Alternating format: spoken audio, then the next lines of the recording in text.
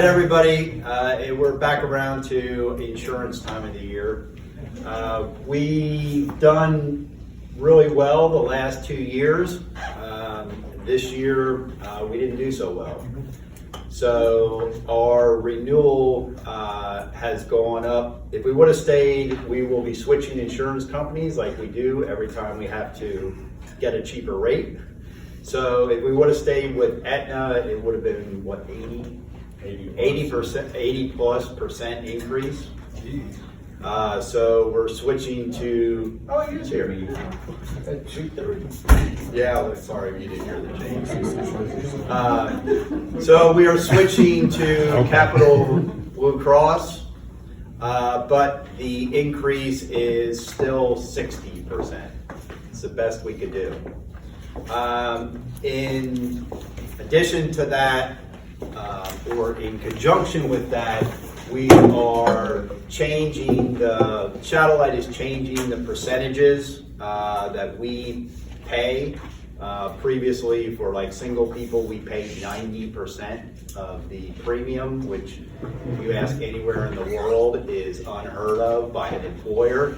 So those percentages are detailed someplace. I don't even know what they are. What are they, 70? Now it's 80. Now it's 80. It's 80 for employees. Yeah, we're paying 80%. And we retain the 40%. And we retain the 40%. So in essence, Shadowlight's absorbing most of the increase. But so for single people, instead of paying 10%, you'll pay 20%. So once again, Bill will give us the overview. We will have to fill out some election forms, and this will all be effective December 1st, right, Bill? Correct. Yep. So sorry about that, but can't control the insurance. Okay, everybody has an election form. Once we're done, I'm going to go through the benefits in the book. Then once we're done, before you leave, please fill this out. At the bottom, there's a waiver, or you elect single, employee spouse, employee children, or family, and then make sure you turn it over and you sign on the back. Okay, so. Don't forget the deduction. You need to know how much you want per paycheck. And the HSA, your HSA account, see the HSA payroll deduction per month. Supposed to be per month or per pay, Diane? Per month. Per month? Do it per month, and I'll do the math. You'll do the math? I'll do the math. Okay. So per month, put in that amount that will automatically come out. We'll go through the HSA piece again. So you can fill that out. All right, so the book.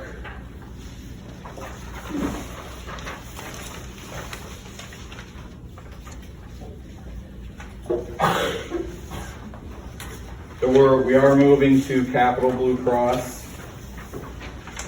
Some pharmacy information. So I'm going to go through some of this stuff pretty quick. There's out of area coverage. You know, if you're out of area, you want to make sure you just call the number on your Blue Cross card, and they'll take care of it, getting you an idea of the facilities that are available to you if you're not in the area. Your pharmacy information is going to come. There's additional pharmacy. If you lose your card, you can actually use the information in the book here to go fill a script at the pharmacy. If you go to the next page, your medical benefits.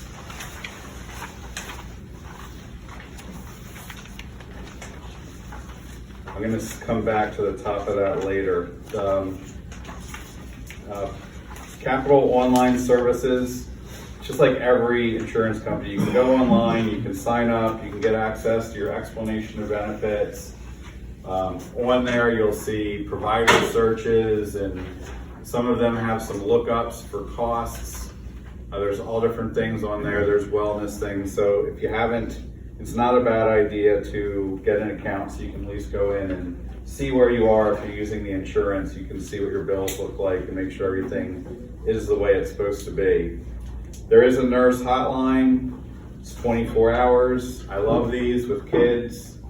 If you're in the car, you can call this nurse hotline. It's not a doctor, but if your child drinks something, you're not sure about, you can call this real quick, Poison Control, and they'll give you an idea of what to do. So I like the nurse hotlines. The next page, the prescription drug coverage. So I understand typically everybody sleeps through this meeting. There's some stuff going on this year, so try to pay attention just for the next couple minutes so you can go back to sleep. Okay? We're moving to capital, so try to follow me. I had to do this a couple times myself.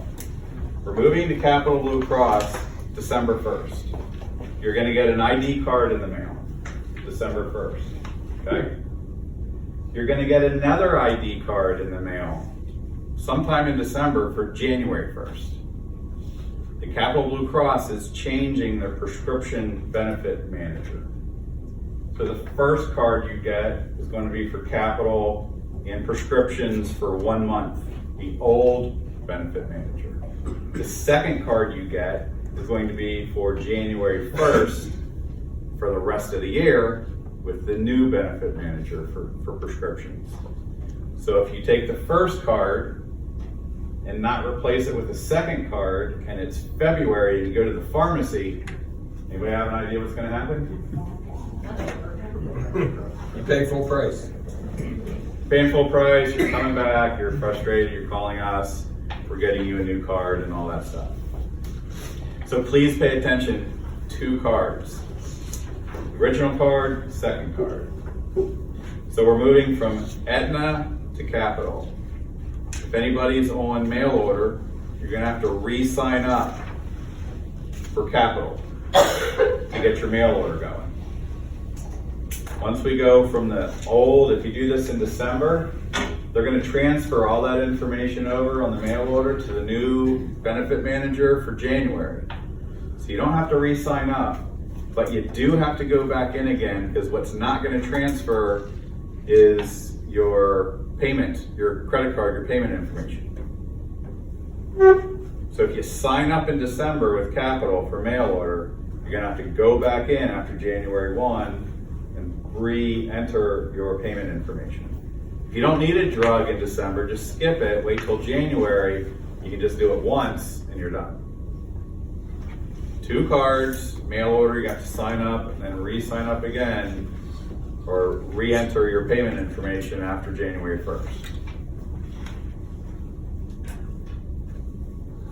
And if you don't understand anything I just said, then you can just pick up the phone and call Lisa in our office and she'll help you. Any questions about that? Anybody's on pain meds, any opioids? None of that's going to transfer over. You have to go get a new script for that no matter what. Through all the transitions. Okay? Okay. We good? Well, for right now, until it happens. Until 5 minutes later.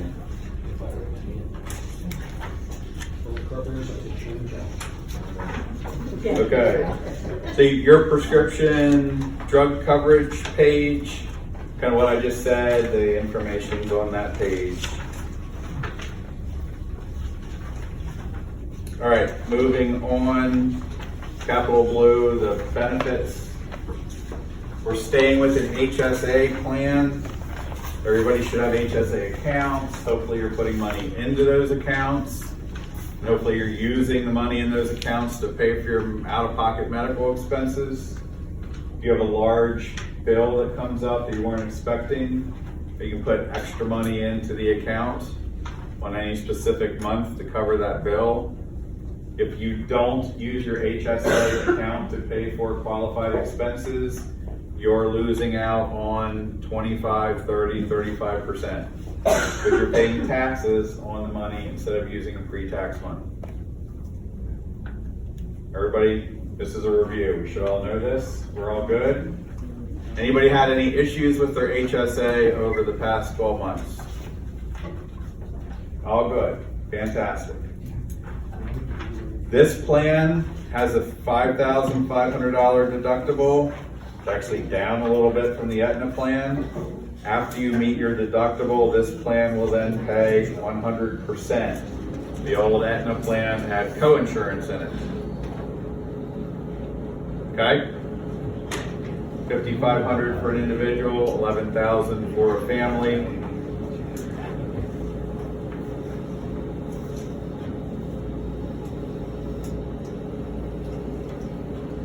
Questions on that? I'm not going to go through all the other benefits, you can read through it, but you pay once you hit your deductible, then generally the insurance pays.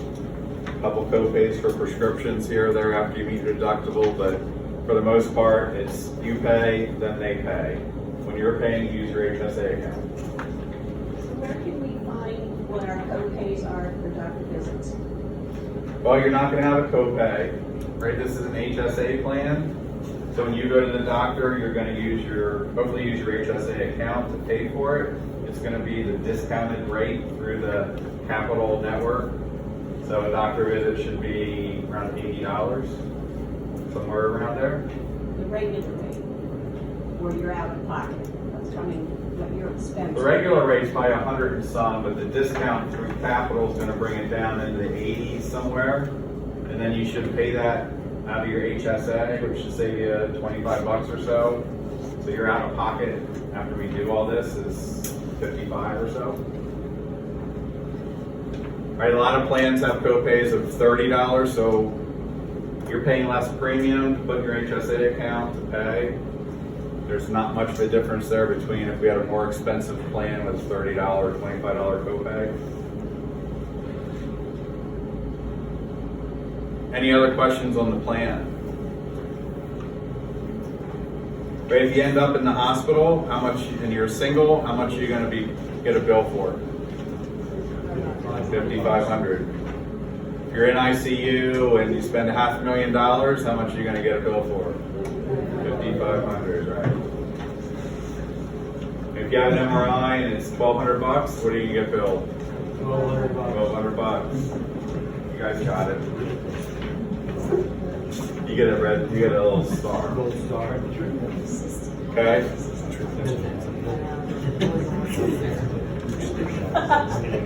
On the second page of the plan design are the prescriptions.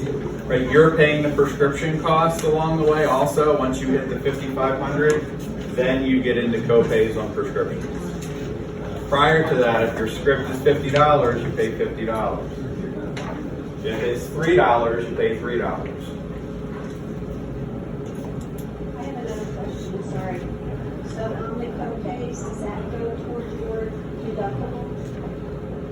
You shouldn't have any co-pays until you hit the out-of-pocket maximum. So once you hit the $5,500, then you have co-pays. It goes towards your, you don't have co-pays till you hit your deductible. Once you hit your deductible, your co-pays apply to your out-of-pocket maximum. Thank you. Okay?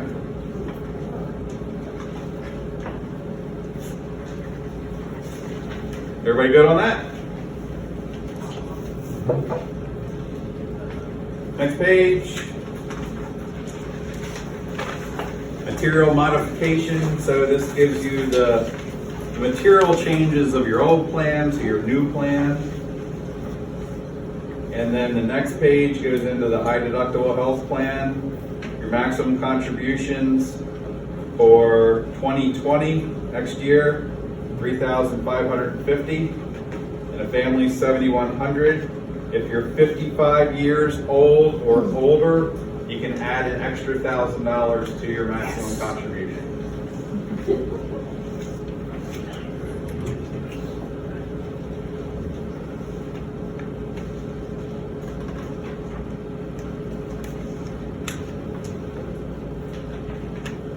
Next page on how the HSA works. I went through that briefly. Does anybody want another explanation of HSAs? You all know you can use that money for dental and vision, right? And all your medical, doctor visits, prescriptions. If you go to the government website, just look at HSA, allowable payments, there's a whole list of stuff on there. The basics are vision, dental, medical, script.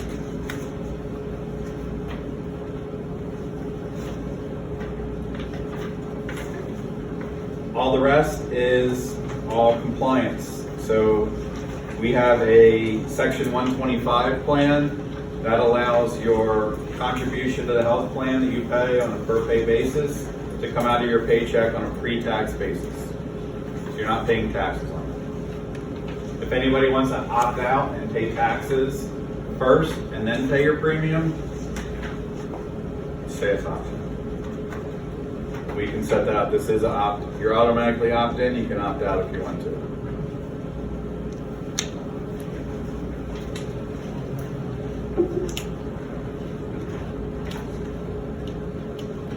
The next page.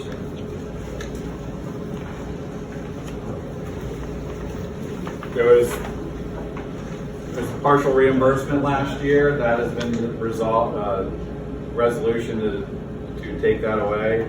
So there's no HRA on the plan this year. So that's noted.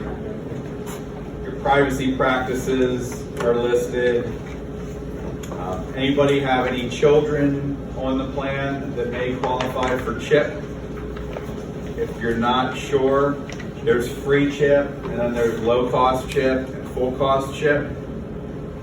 So if you're really not sure, some of the income levels, especially for families, can be fairly high. So if you have any children on the plan or children elsewhere, you may want to go and make sure that you don't qualify. So if you do, you may want to look at enrolling your child in CHIP. CHIP gives, if there are co-pays, if you're in the low costs, they're very low. It includes dental, it includes vision. There is a little bit of a limitation on doctors, but the coverage is awesome. So if you do qualify, I would enroll. If you have any questions, we enroll people in CHIP and Medicaid, Medicare, and all that stuff all the time. So you can call us, we'll help you through that process.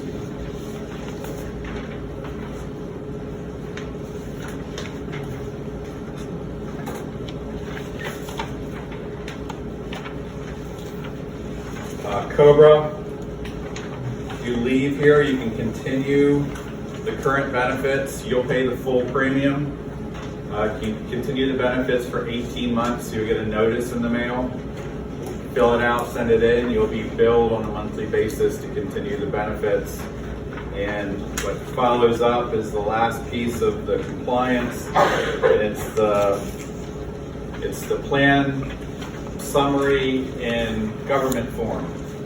So you probably won't understand it.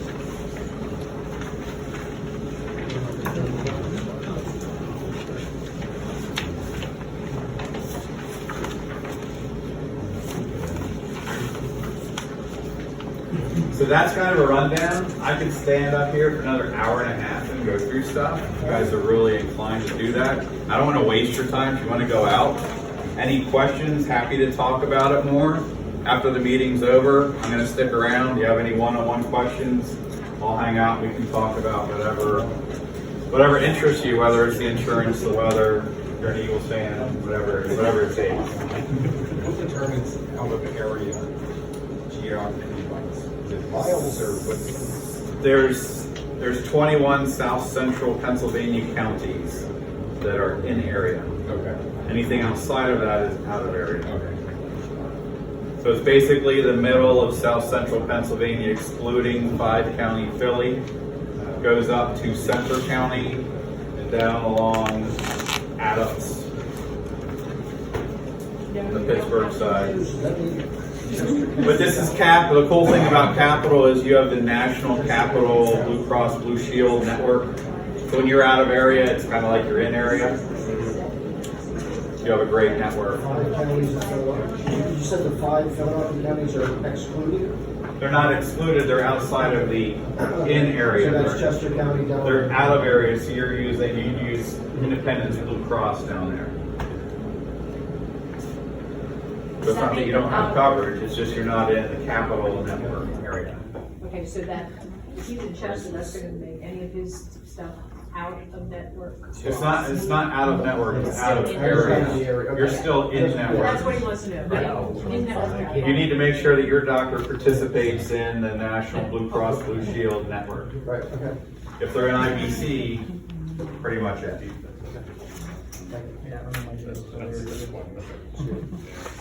Okay, so for now, please fill out your election form.